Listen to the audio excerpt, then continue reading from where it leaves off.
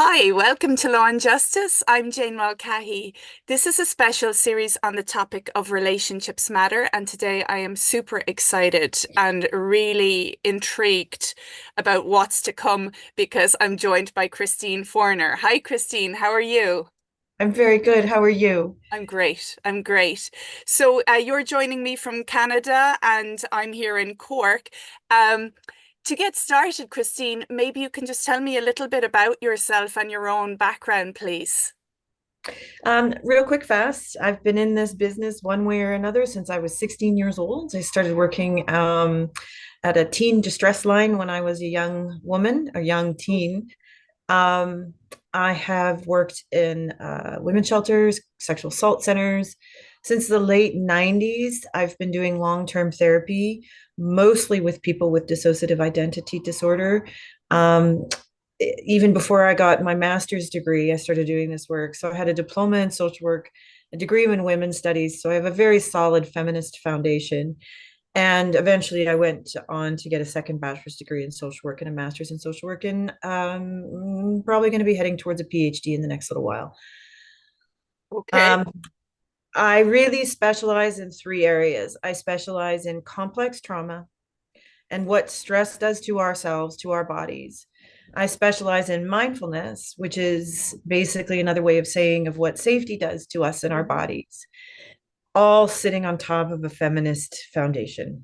Okay. So that's me Yeah, no, in a that's nutshell. amazing in a nutshell. Yeah, because there's a lot going on there. Um, There's a lot. Yeah, as a trauma specialist and with the social work background too, I find that interesting because sometimes I've come up against resistance at times to acknowledging the prevalence of trauma from social workers. I don't know why that is. But you have this focus on nurturing, also on misogyny and psychopathy, dissociation, and mindfulness. But to begin, can you maybe tell me a bit about how safety and attachment experiences, or whether we're nurtured or not, as tiny little babies, might impact our kind of human functioning in adulthood? Sure. So I'm very good at seeing the big picture. I think that's also why I'm very good at working with this population because I really don't sweat the small stuff. I barely even pay attention to the small stuff. I'm much more broader in understanding how people work and understanding that when we heal these things, big, massive things have happened, and it takes big, massive nurturing to repair. Hmm. So currently, right now, I'm actually working on a book proposal to sort of sum up all of what I do. I'm very perplexed by human cruelty. I've never Hmm. understood it, and it's, I think, something that I've been pursuing my whole entire life. During a conference in New Zealand, I was listening to a colleague of mine talk about the experiences that traumatized people have when they go to hospitals, when they go Hmm. to um, organizations to get help. The people who have the most amount of trauma are almost universally treated with the most Yeah. terribleness. They are discarded, they are mean, they are often abused, they are like verbally abused, physically abused, emotionally abused. And I was listening to it and it just sort of hit me how utterly misogynistic it was. Hmm. And so I think our typical understanding of misogyny is the disdain and hatred of women. And patriarchy is really understood as the a system ruled by men. And it, knowing what I've known, I had been working as a therapist for like 30 years at that point. No, 2000, 20 years at that point. And I was just floored by why. Hmm. So I started buckling in and going and looking at evolution, and I've been sort of nose deep in evolution ever since. And knowing what I know about how the body evolved, how mindfulness, a lot of people often think that it's the Buddha mindfulness. Sorry, Hmm. I'll check my phone. Um, when Buddha discovered mindfulness, it was a really, really, really misogynistic time in the world. Hmm. It never would have occurred to him that this had anything other than to do with some type of spirituality or some type of enlightenment. But the brain structures that are involved in mindfulness are the same brain structures that are involved in secure attachment, in the relationship between the mother and the child, and the father and the mother and the child, and the grandparents or aunts and other people, and the father and the mother and the child. The brain structures that are responsible for mindfulness are intensely, massively regulatory. Mm-hmm. That all they're designed is to really regulate our bodies. Mm-hmm. Inside our bodies, we have our affective circuitry. So this is like your lymphatic system. This is your integumentary system, which is your skin, your respiratory system, your endocrine system, Mm-hmm. the digestive system, all the things that make the body work. These things are fully developed at birth. So is most of our sense perceptions. So what we feel as adults, we actually feel as infants. And I don't think that people let that sink in enough, because we don't No. remember, right? We don't remember. It doesn't seem to count. That's a very, very patriarchal way of understanding humans. It's a very misogynistic way of understanding humans. But if we started to understand that a baby is born in a wild state, and Mm-hmm. humans somehow outgrew that wild state. We somehow evolved to become tame and domesticated. We Right. brought other animals into we will domesticate other animals, but if we were to disappear, they'd go back to being wild. They have not evolved the same whatever it is. And so this triangle of why we're so cruel to people who are hurt, why are we so cruel, but why are we still so capable of profound tenderness and care and tending to? And that's when I started to really start to dive back deep again into the understanding of when misogyny happened. I really believe that misogyny is a very bodily, instinctual response to pain and suffering that comes from not being nurtured properly as children. Okay. So if we are born with all the physical traits that we have as adulthood, the feelings, the sense perceptions, all that kind of stuff, but we have no way of getting out of it. We have no way of thinking out of it. We have no way of planning out of it. We have no way of imagining out of it. We have no way of calming ourselves down. We have no way of understanding it, because all of those things that do those things, all of the brain structures that do those things, they don't really start until we're like 3 or 4, and they don't finish until we're like 25. Mm. And that's if it's ideal, if our environment was ideal. So a baby has pain and the wild instincts that are millions and millions and millions and millions of years in the making. And that baby's template Mm. is for someone to come and constantly soothe what is happening in the body, to meet the needs of this infant. And many of those needs is shushing and Yeah. soothing and assuring and reassuring and listening and paying attention and being aware and focused. Those are all the brain structures that are responsible for mindfulness. Mm. For me, I'm like, how is it that we as a creature, the more we evolve to be human, the less things we got to protect ourselves? We have no teeth, no claws, thin skin. We don't move very fast. We got dulled senses compared to the rest of the world. So how did we end up here? Mm-hmm. And it is from, I think, the fact that we were a species that was born and raised using fire. We were a species who, the species before us, probably started harnessing fire. Fire would have given us food security, because not only does it give more calorie dense food, you Mm-hmm. don't have to spend any time digesting it. Okay. So because we now have food security, evolution is really simple: cause and effect, cost benefit. If Yeah. it costs too much, it goes away. If it benefits it, we keep it. Mm. So for us, if we're getting benefit of extra food, a lot of people will, like, everybody sort of acknowledges that fire helped our brains get bigger, but it didn't just help us think, it helped us relate. It Yes. helped us be able to evolve the brain structures that are responsible for what we call secure attachment. to be able to feel an infant's body in our body and be able to differentiate the two. That's mindfulness. Okay. That gets procured when we're safe, and it tends to go away when we're scared. Yeah. So the brain structures are responsible for attachment basically means going back to fire, we now have food security. There's studies, a recent study came out showing that they found a 500,000-year-old wood building somewhere in the Middle East, and it's like Lincoln logs. I don't know if you like stacking logs that build Okay. houses. Yeah. So this also suggests that we were a species that was born into housing security.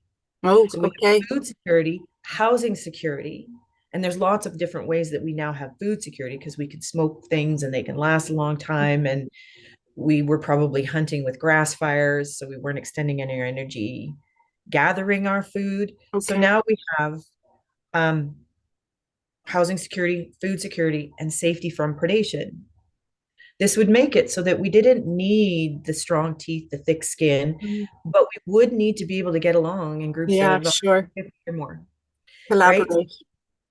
All of the brain structures that are responsible for mindfulness are also capable of making 150 people get along very well Mm-hmm. if they're used. The thing about the brain structures of mindfulness is that they are very poor or useless when we are actually in danger. You okay? So they get turned off or shut off. There's lots of brain studies that have shown this. When we are in active states of defense, we don't think very much, but we feel a lot. We're Mm-hmm. running. We're emotionally like loud and screaming if we're in a Mm-hmm. fight response. If that doesn't work, we go to an inactive response where we can have lots of thinking and no feeling. Okay. But as infants and babies, if no one comes and addresses their needs like instantly, and I know that's Wow. hard for people to Especially digest. moms. Yes, right. This is hard for us to digest because our world is not set up in any way, shape, or form to support the maternal neurobiological base setting that we have as our species. So I give my deepest gratitude and my utmost messages of dignity to every mother trying to mother in a world that hates mothering. Wow.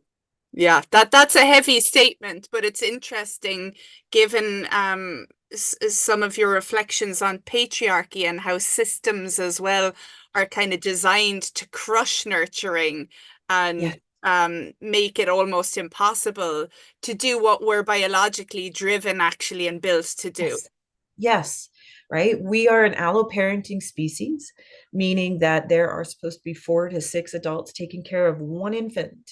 We're not supposed to be all having a bunch of kids. We're supposed to be giving all of our focus and all of our attention onto one child. Not everybody's designed to do this. Hmm.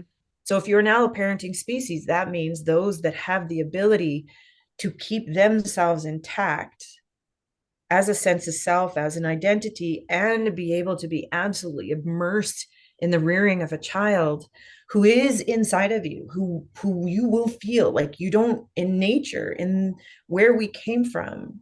Mothers never went away from their child. They had like an external gestation period of 5 to 7 years. Okay. I Yeah. know not Yeah. everybody's designed to do that. I happen to be one of those people who was designed to do that. Yeah. I would have happily spent all my time with my kids for 5, 7 years. And I was able to keep myself intact. I didn't realize at the time when I was having babies, but I happen to have mindfulness is a very easy thing for me to feel.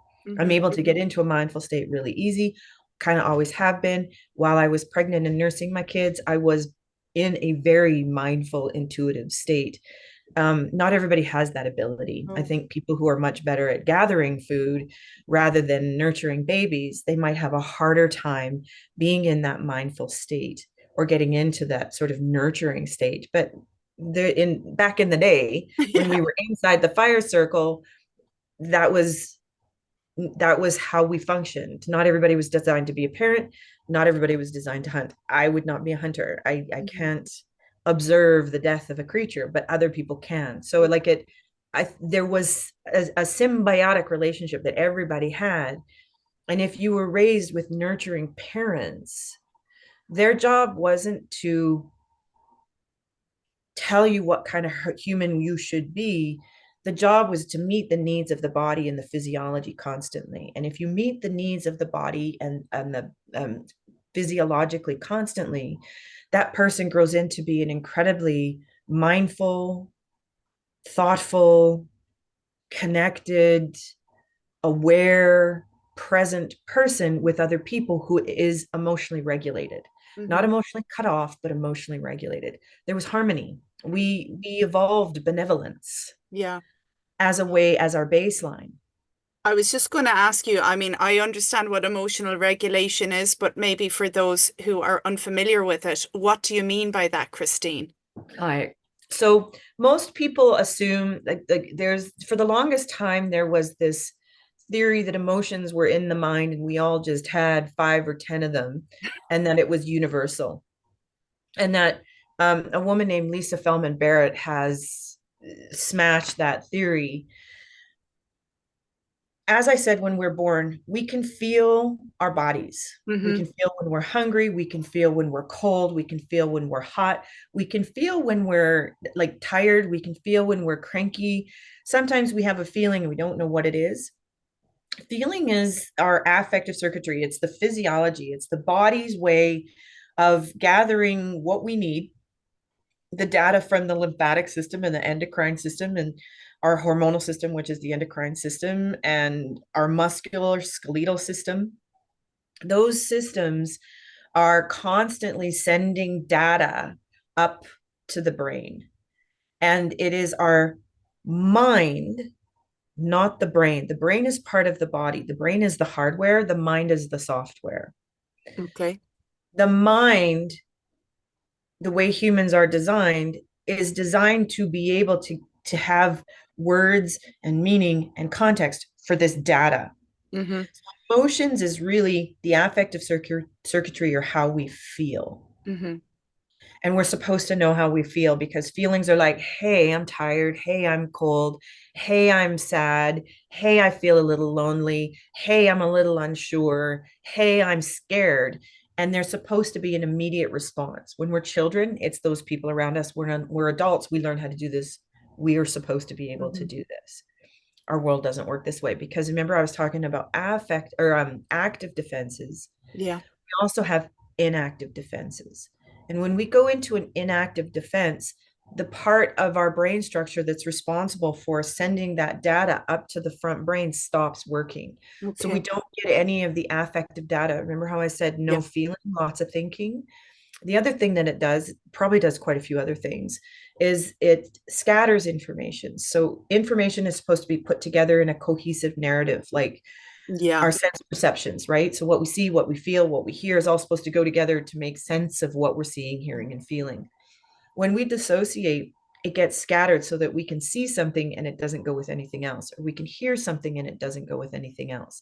Auditory and visual hallucinations are most likely this. Okay. When we look at, Fragments. yeah, like the Schneiderian first rank symptoms of schizophrenia are often seeing hallucinations or hearing something, and people say, "Oh, that's schizophrenia." A lot. There was a study done by I can't remember his first name's Andrew. Can't remember his last name right now, Okay. but it's Moskowitz, Andrew Moskowitz. He spent a lot of time studying this, and a lot of those first rank symptoms are actually trauma symptoms, not schizophrenia symptoms, Hmm. because that's when we get scared, the front brain can still think, but it's missing a lot of data. Hmm. So thinking is very different than processing. Yes. Thinking is very different than regulating. Hmm. Thinking, especially when we're scared, is kind of like a leaf on a tsunami Hmm. of affective information. So like for most people when they get scared, if they have if they just even take a moment and bring their awareness to their body, they will most likely feel tight muscles, tight chest, like someone's standing on their chest, like they can't breathe, stomach churning. That is Yeah. all feelings. That's emotions. And our job is supposed to be able to regulate them, all of them. Yes. including the ones that are scared. And we cannot learn to regulate our emotions if we don't have nurturing care as infants and babies. Is that correct, Christine? Period. Hmm. It is that clear cut. Yeah. Okay. Thanks. To return to misogyny a second, Yes, sorry. where does it actually come from? Like, did we start as a species full of hatred towards women and girls, or did it just happen at No, a particular point in time? there's a beautiful book called The Chalice and the Blade by a woman named Raina Eisler, but it's very well established that misogyny started around 10,000 years ago, and 10 to 12, 10, 8 to 20, like I get you. there's like a 4,000 chunk period of time. We don't exactly know exactly where it started, but we start to see things like autoimmune disorders showing up for the very first time in history around 10,000 years ago. Wow. We Okay. start to see army fortifications showing up for the first time in history, weaponry showing up for the first time in history, evidence of human violence showing up for the first time in history. We start to see records of women having to put veils on, the record, like the stories of women being treated like property, no Hmm. longer being treated, that religions start to pop up, culture that we consider culture start to pop up, and stories of women being killed start to pop up around 10 to 6,000 years ago, around the same time that patriarchy started showing up.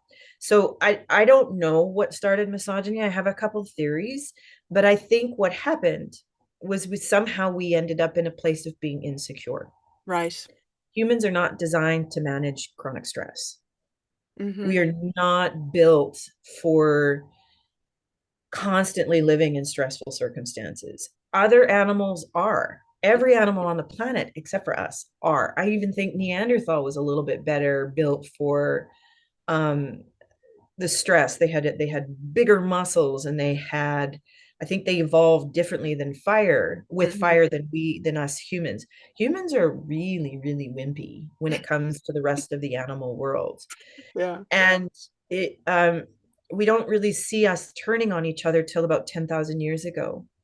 So Were, there's was sort of that, sorry, were we starting to move more, the way you were talking about? we Um, were starting to move more. There could have been like a climate catastrophe. There could have been like tons and tons of rain. Every culture has like a flood myth. okay. There could have been glaciers melting. We could have had to go out of our natural hunting or natural territories of where we lived. Um, it could have been the introduction of agriculture. It could have Right. been massive use of alcohol as we stored our grains. Hmm. It could have been a bunch of viruses that happened because of animal domestication, which started happening around that time. So it could have been a perfect storm of all of the above. Okay. But basically, when a mom doesn't have the ability to mother the way humans beings are supposed to mother, with a lot of security, a lot of safety, a lot of the massive group tending to the mother and helping her bring her needs, her maternal distress can alter the brain structures of her offspring. Hmm. A mother in distress. Alan Shore talks about this in his book, The Making of the Unconscious Mind. He's got one chapter on what happened to men, or what about our men, or what about our boys, or something like that. I think it's chapter 4. He talks about how maternal distress can influence the brain development of male offsprings more than female offsprings. Male offsprings are pretty vulnerable to maternal distress. So So when interesting. he talks about how left and right should be, the right should be a little bit bigger than the left at birth. But if there's maternal distress for male offsprings, it can have left and right the same size. If Hmm. that happens, that offspring is born absolutely 100% intolerant to affective information. It scares the living daylights out of them. And if the mother can't be there to soften, if she can't be there to soothe, if she herself is distressed, if that baby was born with fetal alcohol syndrome, if that baby was born with all sorts of things, we can't soothe. And that what happens to infants when we can't soothe is the whole entire central nervous system, the lymphatic system, and every system inside becomes inflamed. Mm. That's how our bodies scream for help, is through inflammation. A lot of people will call this attachment cry, but everything inside is inflamed. You ever had an inflamed nerve? I don't know. I Have you don't know, had a but I pinched know nerve? inflammation isn't good and it's not good for physical Have you health. ever been to the dentist and the dentist touches a nerve and it goes zinging down to your toes? I think I have possibly. It's Yeah. Yeah. that Okay. everywhere inside that baby. All the time. And if nothing comes to stop it and soothe it, that baby's going to dissociate. Okay. That baby's going to, their body's going to flood them with an anesthetic, a very powerful anesthetic that's very similar to heroin. And the brain structures for awareness are going to get turned off. So they don't know they're in pain, but they're in pain. Hmm. We all do this, but there's only a certain percentage of people who do this so far that their whole entire life is basically spent not just outside the fire circle, but miles beyond the fire circle. These are people who cannot feel at all, because if they feel, it's too painful. And a small, sorry, I was just going to say, and are they psychopaths then because they cannot feel? yes, Okay. they don't have the empathy. Empathy helps regulate us, even if we have a little bit, or if we have hyper empathy, because some people, as their trauma response, become hyper social. Yeah. People who are psychopathic become hyposocial. And if they need to hurt people and be cruel in order to live in their bodies. Wow. When they It hurt takes them back people, somehow into it themselves. actually keeps them further away. Oh, okay. The human body is designed to be inside the fire circle, to be safe. Hmm. When we are dissociative, we don't feel what we feel. But when we're healing, we start to feel what we feel. We start to experience the pain, the terror, the panic, the realizations. And if you can nurture, like the fire circle, you can nurture someone through that painful spot so that they can start feeling the rewards that come from being nurtured. Hmm. Somebody who's psychopathic, when you nurture them, all of their dissociation goes away. They feel this incredible pain. They don't know how to stop it because they don't have anything to help stop it except for harming others. So it's kind of like self harm on steroids, right? Right. Humans will self harm as a way to pop into dissociation or out of dissociation as a way of not feeling. These people hurt people as a way to not feel. Right. And as soon as humans started hurting other humans, because humans is our backup plan, Mm. humans is what we need to be safe. We need other people to help us through the pain of being aware of being in pain, the knowledge that we have that we've been in pain. If a lion or a tiger comes and attacks us and we have that pain, it's the people that help us through that pain. We do it through soothing and dancing and holding and rocking and tending to, so that we're back inside that fire circle. But people who are psychopathic, they can't get back in the fire circle. And once they started hurting other people, we were hooped, Hmm. because we have absolutely no backup plan. And it's only been until recently that we've been able to put these pieces together. I couldn't have done this if it wasn't for Alan Shore and Bessel van der Kolk and Bruce Perry Hmm. and Ruth Lanius and Simone Reindeers and Lauren LeBois and Bethany Brand and all the people who've done the trauma work in the past. So I've been able to put the pieces together and go, oh, plus also the 30 years that I've been spent with terrified human beings and helping them get back into the circle. Sure. And Yeah. are there too many psychopaths, do you reckon, from your work now in kind of high office and dictating the fate of humankind in general? Well, do you know most of the characteristics of psychopathy? I One don't. of them is they have an overinflated sense of self. They really think that they're amazing. So when somebody's running for government, somebody who's pretty well adjusted or okay adjusted or even minorly adjusted will look at that position and go, I'm not qualified for that. Yeah, Somebody who's psychopathic will go, I could totally do that. you're right. That's one reason. The other thing is that they cannot handle, they get bored easy. Another way of saying it is they can't hold still. Because if they hold still, their bodies, because they're still in a human body, a Mhm. body that has evolved for you know, 300,000 years, give or take 100,000 years of being safe and secure. They're in a human body that is designed to be nurtured, that is designed to be soothed, that is designed to be kept safe inside that fire circle. So whenever they hold still, the body's like, oh, there we go, we're safe now. Let's start feeling they can't handle it. So they get up and move, they get up and do things. So they are quite achievement oriented. Hmm. They also tell us when we go to self-help groups that the best thing that's going to help us is to achieve. But for most people, we can't do that because when we are scared, overwhelmed, burdened, sad, we want to hold still. We want Right. to stay in bed for a couple of days and bawl our eyes out. And people who are psychopathic look at that like it's the worst thing in the world. It gets looked at as terrible. Mm.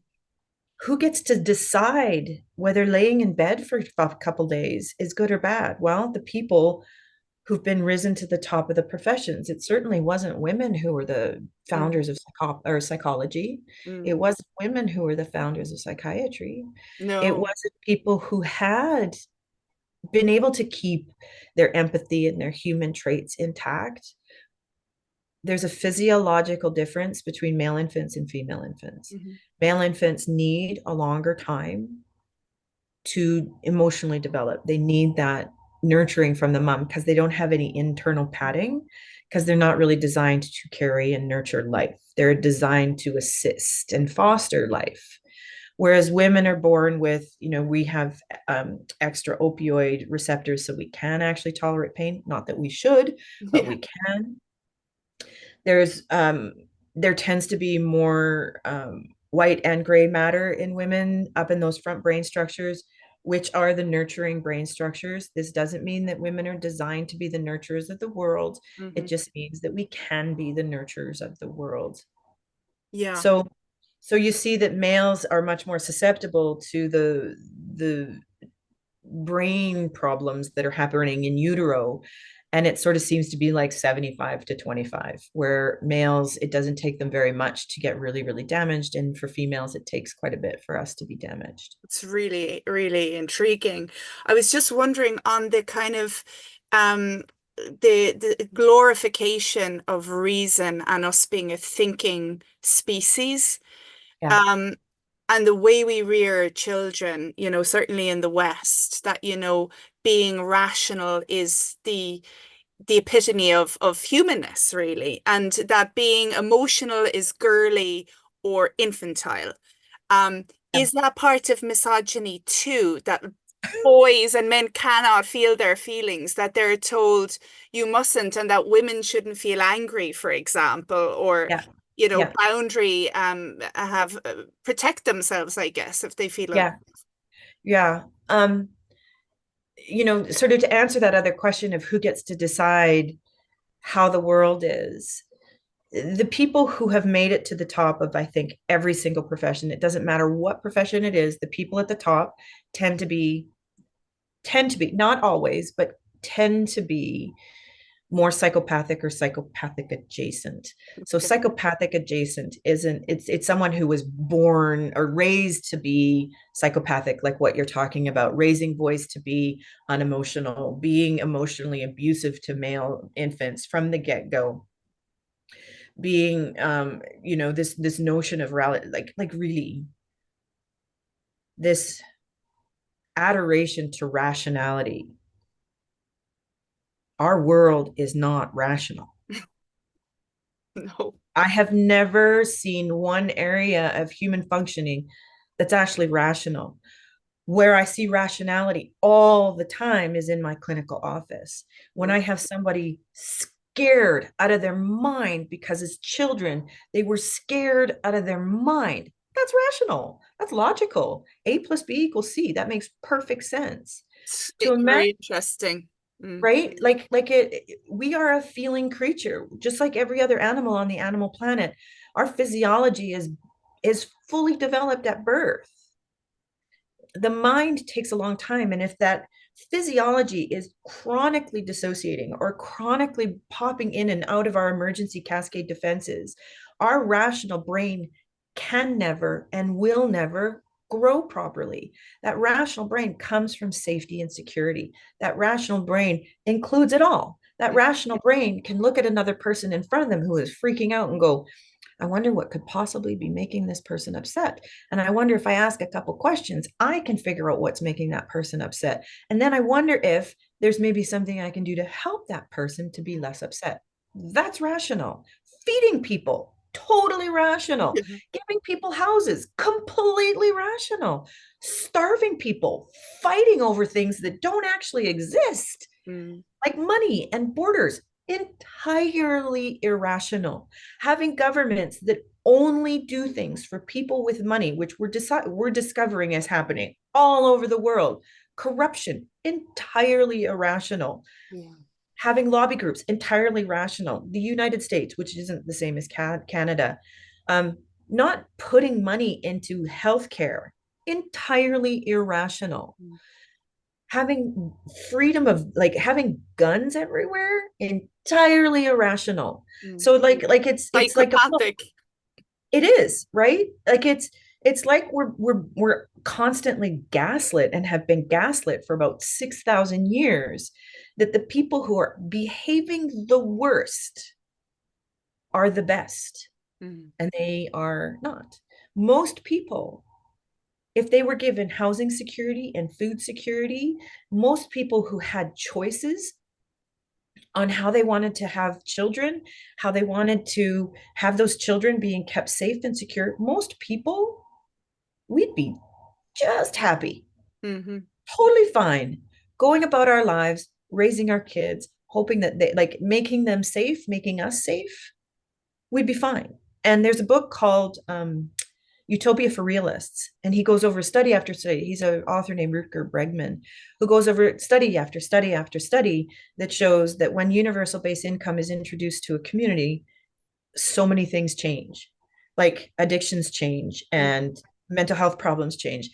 And one of the greatest arguments is, like, if we, one, where we're going to get the money. And it's like the amount of money that we waste on tending to human stress, fear problems is mind-boggling huge. But everybody's like, I don't want to pay for somebody to be sitting around. I don't want to pay for somebody to be, I'm like, that's happening. Yeah. It's already happening. Like the thing you are afraid of is actually happening. And what you're saying is only going to keep it happening. What is rational is to show compassion. What is rational is to show tenderness and kindness and help. It works like a charm. Mm. Yeah, indeed it does. And on male violence against women, is that linked? Well, I presume from everything you've said before, again, is that linked to the absence of nurturance in early life too? Yes, because we're supposed to be nurtured by both mother and father. Mother and father are supposed to have, mother has a different role.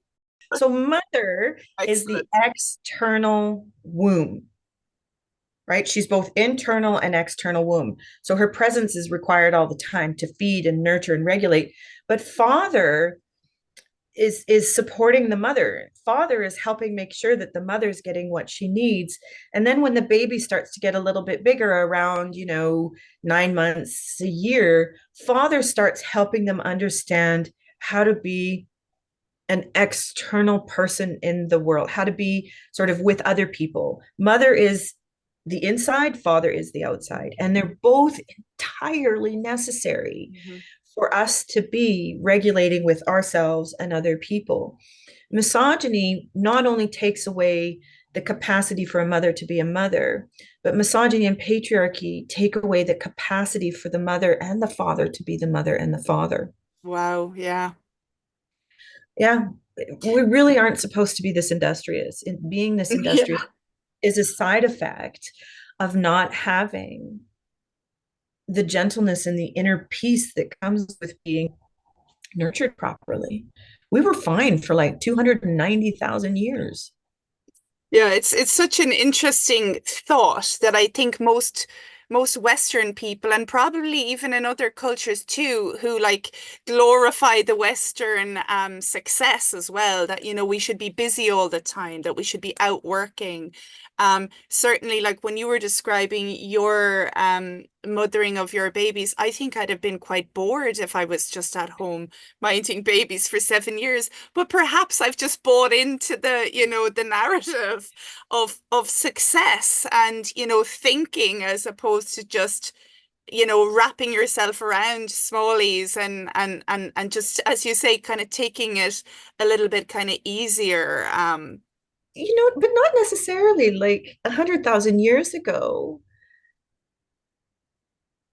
I think a lot of people would get bored raising kids, right? Like 100,000 years ago, but children were available to everybody. Like, I think it's really hard to understand what would happen if we had all of our needs met, because Yes. most of our needs isn't just food and shelter and clothing.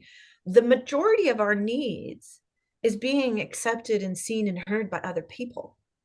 Yes, The for sure. majority of our needs is that relational intimacy.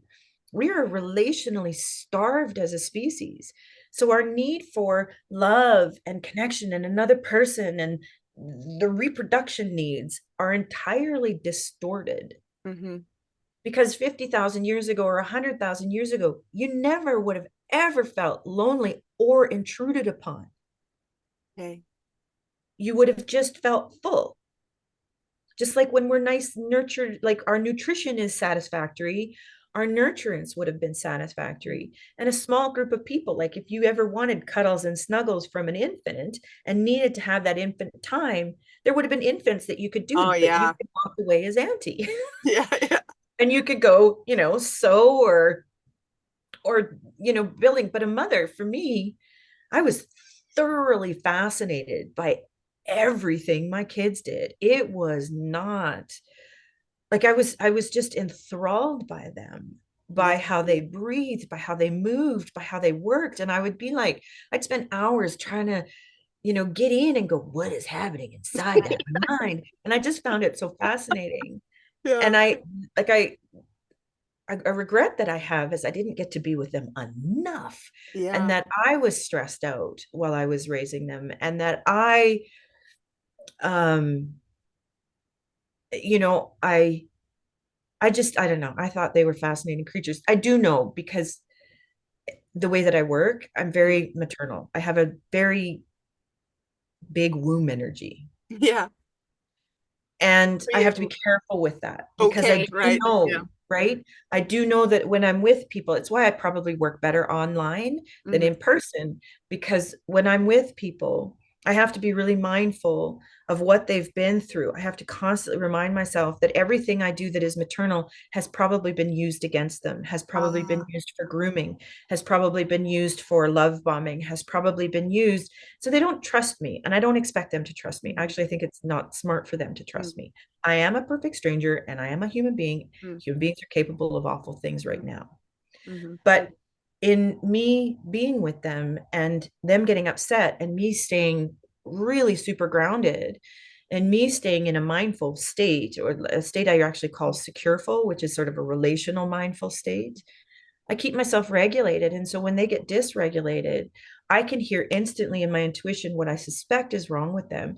And then I start asking questions because I'm curious. Mm. And these are questions that most of us don't ask when somebody's scared. When somebody's scared, we quickly like will Yes. do the We get EMDR. scared. Yeah. Yes, we Yeah. get scared. We do the tapping. We like, let's distract them. Let's put their heads in like a bucket of ice. Like it's so strange to me.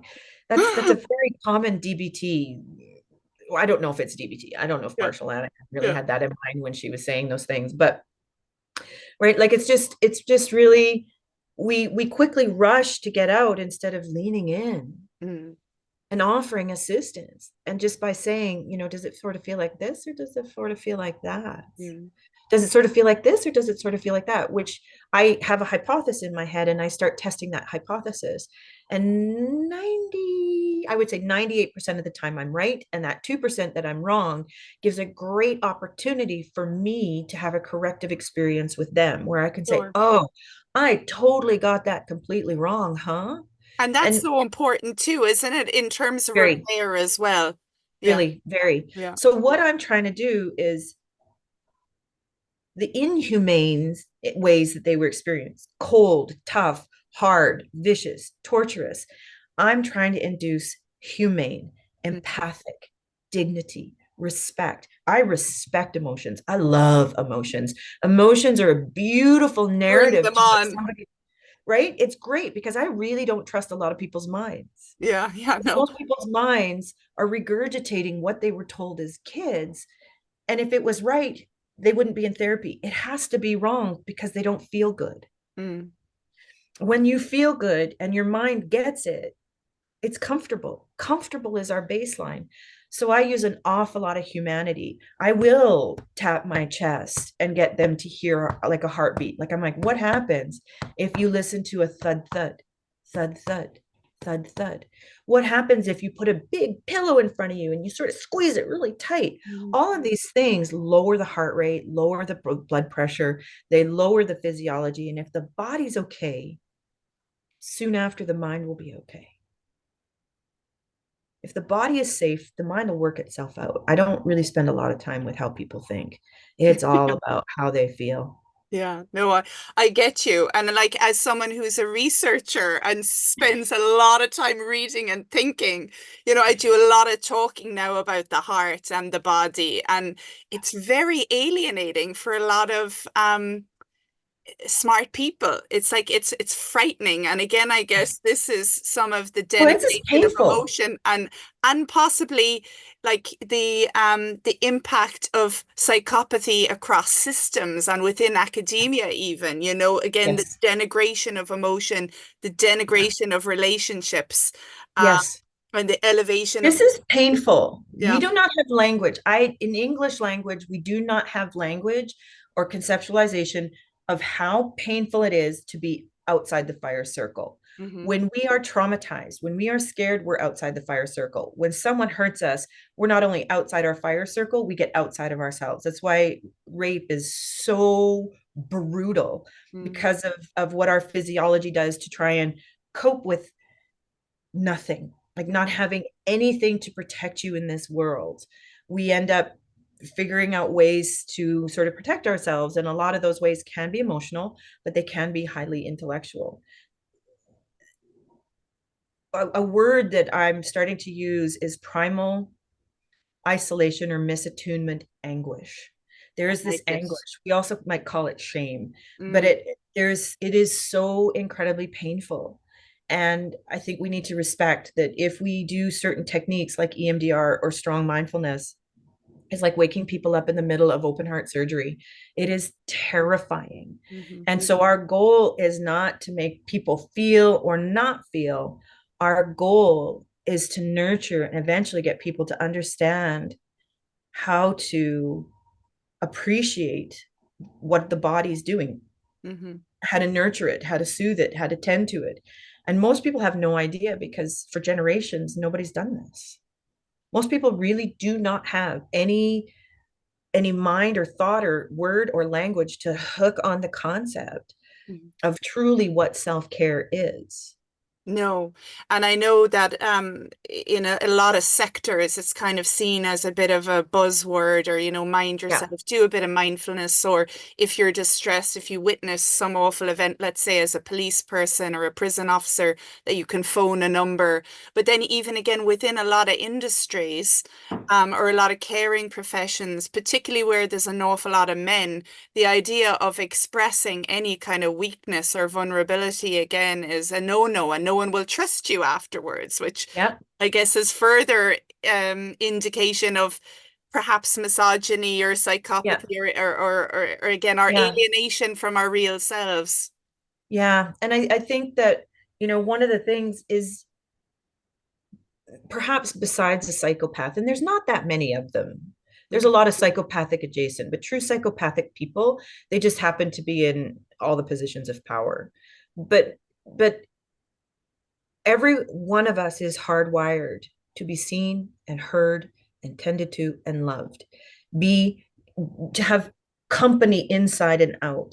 Mhm. And we live in a world where women have been thrown into the position of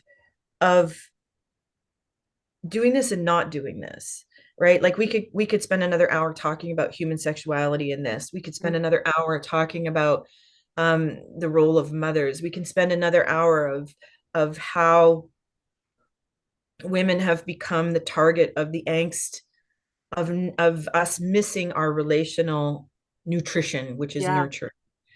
But men in particular, boys are very vulnerable to having no nurturing. And rage, which is a fight response, also prevents feelings from being felt. Mm-hmm. We don't have interoception or insight when we're in a rage state. We don't have any internal awareness when we're in a rage state. We're focused entirely on the thing that we think is causing threat. And if you have no insight, no empathy, or very little empathy, or no awareness, and someone, a woman, is trying to soothe you and meet you relationally and wanting emotional intelligence from you, it can be a very triggering thing. Now, never am I saying it's okay for people to be violent to other people. I We need to understand. be cracking down on that. We need to be holding them accountable. We need to be putting our resources and trying to help these guys heal, because femicide is a real thing. Yeah. Coercive control is an intensely bad thing. I'm a survivor of coercive control, like 25 years of coercive Okay. control.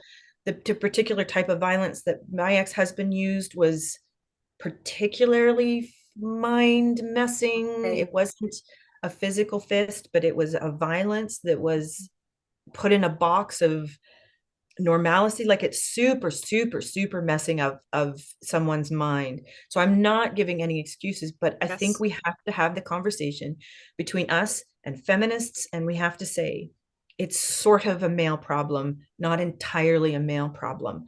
Mm. And they will never be able to figure out patriarchy, and misogyny will not get itself out of this mess. I think So that's, yeah, thank you, Christine, for that. That's such an important point because, as well as a feminist, often it will be like violence because it is mainly perpetrated by boys and men against women, and the yes, it harms is. are It is. Yes. vicious and brutal Yes. and Yeah. life-shattering. And yet, if a lot of it stems from these early formative experiences and we want to interrupt the cycle, then we do need to try and help males heal as well as females. Yeah, right. Like you can see, like, it's kind of happening over the last 20, 30 years. Women have been going to therapy. Mm. Women have created an entirely different therapeutic, um, like, most clinicians are females. Hmm. Men tend to be the professors, but Yeah, women's shelters started in basements. yeah, Sexual assault centers started with the women's movement.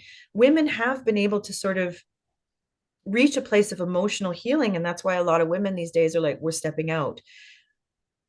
We have to put our resources and our energy and our research dollars into figuring out, what do we need to give men, because prisons do not work. hmm, Jail systems do not work. The punitive system that we have is really designed to let the worst get off scot-free, and the ones that are the most vulnerable to take the blame. We really need to put our money into helping men develop emotional intelligence, and they will not be able to figure it out because of dissociation, because of the neurophysiology, because of the actualities of what happens when a human being goes into these emergency cascade responses, or are born and raised in these emergency yeah, cascade responses. They don't understand the other world of nurturing no, at all. This doesn't mean that we have to do anything that is what we consider nurturing in a misogynistic patriarchal world. This means we got to get back to inside the fire circle. How do we help people conceptualize that the weird violence we live with the last 10,000 years is an anomaly, and that our species is really about something entirely different? We've lost the language of this. We've lost the concepts of this, but it is there. And once you start to see it, once you start to see how much we need care and how much we need that relational tenderness, if we were to build care centers where men, it can be, some women can come in and show them how to, but men have to do that. Men have to hold men accountable. Those caring men that are in the world, the father figures who are good at holding men accountable and being able to manage the violence, they can figure it out for a while, and they can do what we've been doing for the last, I mean the yeah. global we, not the specific we, that what women have been doing over the last 30 years. Thank you, Christine. I was at an event in Belfast last week where Father Gregory Boyle from Homeboy Industries was talking with a couple of homies, and he said you can give a job or educate a gang member, and they might stop committing crimes, but if they heal, they will definitely stop committing crimes. I mean, that I guess is similar to the Yeah, point that you were yeah, making there, yeah, healing and love and being embraced and nurtured. And I've seen it myself with men who are violent. You can see the little small, vulnerable boy in them. And, yeah, where they kind of go, oh, I've done terrible things. But a lot of it was because of this lack and these things that were done to yeah, me along the way. And I wish yeah, it were different, but I want to change it now for others. yeah, yeah. If we had the resources and it's something that wouldn't take very long to change, honestly. Like a decade, maybe two. Wow. Okay. So this is my final question then on this. This is an interesting point, I think. What can politicians and policymakers, given again what we've been, saying Yeah, about misogyny and misogyny adjacent individuals at high levels and how the systems can mirror aspects of psychopathy themselves, what can people do if they've the power to increase the likelihood that all kids, male, female, transgender, whatever, that they grow up to have a safe, healthy, connected childhood and can reach their potential? well, if I had some agency over this and I had some say, Hmm. one of the first things I would do is settle their fears on what would happen with universal basic income. Okay. Settle their fears on housing security. But also, that's sort of being the soft and gentle, but you also have to start understanding there is more money in this world than we all need. Yes. If you take a large percentage of taxes away from multimillionaire and multi-billionaires, they will have no idea that it's gone. They Yeah. have so much money that they will not understand. And so if this was like, if you sort of had a global community of leaders instead of the UN that has become very distorted, Yeah. but you had it and you said, okay, every country, we're going to start taxing billionaires and there's no more tax havens, that money starts to flow from the rich to the poor and everybody sort of held them. So we got to start keeping the people who have all this stuff accountable while we start to support the people who are on the lower end so that things become a bit more even. Hmm. That's one of the first things that I would do. I would invest in research that looks at what nurturing does. Hmm. We don't look at it. I really want to be proven wrong. Okay. I really want the scientific method to apply to my theory that humans were born and raised in safe and secure fire circles, and that our central nervous systems are hardwired for safety and security, and that when we don't have it, all hell breaks loose. Yeah. Please prove All me bets wrong. are off. Yeah. Yeah. Yeah, please prove me wrong. Okay. Yeah, I like it. That's a But, good call out to the scientists and those with a lot of funding, and there are yeah. big bodies, you know. Oh my goodness. If I could get, like, I have a care center in my head. I know exactly how I would run it. I know what type of science I would use to start to disprove my theory. I know exactly the scientists I would invite to use it. I just need money. How cool. Well, hopefully you'll get it. Get your book out there, because Working it's on it. really it's really exciting. You're Yeah, bringing so much together, really, so many different yeah, theories and your practical knowledge and your lived experience, your experience of a mom. It's all so valuable. yeah. I think you can do it. Ah, it Yeah. will be done. It will be Okay. done. And I want to prove I'm going to spend, I challenge. I Yes. challenge researchers. Prove me wrong. Use the scientific method as hard as you can. Prove me Yeah. wrong. I don't think they will. Yeah. That's how certain I am in all of this Right. because Right. it's everywhere.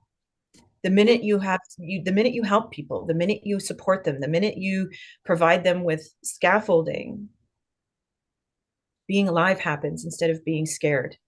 And I've even seen it, like I'm not a Yeah. psychologist or a psychotherapist, but I've had small therapeutic moments where, again, I've attuned to people as Yes. they've shared certain information and not been scared by their emotions, not being repelled by what they've Yeah. said.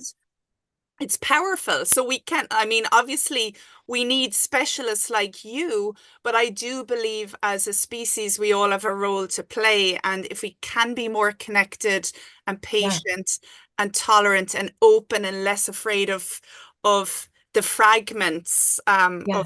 of people's difficult stories, Yeah. the better for everyone, really. Yeah. You, one question I wanted to address that you asked me is what modality do I support the Oh, yeah. most? And I don't. Okay. Human nurturing, I learned how to nurture, Hmm. right? The modalities belong in a world where lists fit. Yeah. Nurturing is like nutrition. Hmm. It changes moment to moment, day to day, over a lifespan. It's meeting the needs of that body via food, the right minerals, the right protein, the right carbohydrates. And it's sort of bringing in an awareness of, I'm kind of full today. I'm not going to eat as much, or I'm hungrier today. I do Ironmans and I would love to do the one at Cork really bad. Yeah. I do half and full Ironmans. So eating is, it has become this, it's the the fourth discipline. How do I eat properly to Hmm. fuel what I'm doing? And when I'm in it, I'm eating like a child. I eat candy and I eat cookies and I eat Oh, these how things. funny. When I'm really training hard, like I'm on a bike for 4 hours in my house, sweating and puffing, I have to eat a lot of carbohydrates, fast moving carbohydrates, right? Nurturing is like nutrition. It changes and it's dynamic and it is about paying attention. And does this person in front of me actually need a healthy boundary right now? It's not all mushy, soft, and goofy. Sometimes it's like, Yeah. actually, no. Saying that there's barbs to saying that to me. Hmm. Why do you need the barbs right now? Hmm. What is happening inside of you that needs those barbs? Accountability, helping people become accountable after they've made a mistake, is also nurturing. Yes. It's this beautiful dynamic thing of being human. And you can't, that's not a modality. We all have Yeah. it. I love that. That's a great point. Yeah. And Bessel van der Kolk has said that really the relationship with the therapist is the most important thing, especially if it can help with affect regulation, which again Yeah. is down to attunement and nurturing rather than Yeah. whether Yeah. it's trauma focused CBT or sensory motor psychotherapy or EMDR Yeah. or whatever else. Right. When Yeah, that terrified person's in front of you, whipping out a modality is a crapshoot, honestly. right. And in most of the ways, with really, really harm people, it's going to go bad fast. Okay. But when somebody's scared and you look at them and you go, ooh, that's a big scare. It's okay. It'll pass in a minute. Just like you're on a roller coaster, you're all right. No one's ever died from feeling feelings. Nobody. Mm. Billions have died from people trying not to feel feelings, but no one has ever died from actually feeling their feelings. There are things that we can be doing. So me, I'll just start breathing deep, going, it's all right. This will pass. I know you're scared. I'm with you when you're scared. I'm not afraid of you're scared. I'm not going to get mad at you. I'm with you. And for most people, that scared lasts 5 to 7 minutes, tops. That's amazing. Yeah. And yet it makes sense to me, as a skills therapist that, yeah, if you can sit with it and offer that reassurance that, yeah, uh, Assurance, reassurance, that's part of the nurturing package. yeah, So like I can't copyright nurturing. It's inside all of just as us. well. It's just as well because, um, Yeah. people would have done it already if they could. If it could have been, yeah, a formula would have Monetized. been done, Yeah. monetized for sure. Um, Yeah. Well, Christine, thank you so much for speaking with me. I've enjoyed it thoroughly and learned an amazing amount, as I knew I would. Perhaps when your book is out, I can Yeah, drag you back again and, no follow, dragging. because there is literally so much that we could speak about. And Yeah, it has been a great pleasure. So thank you for joining me on Relationships Matter, Christine you're very Forner. welcome. Thank you very much. Thank you. Bye. Bye.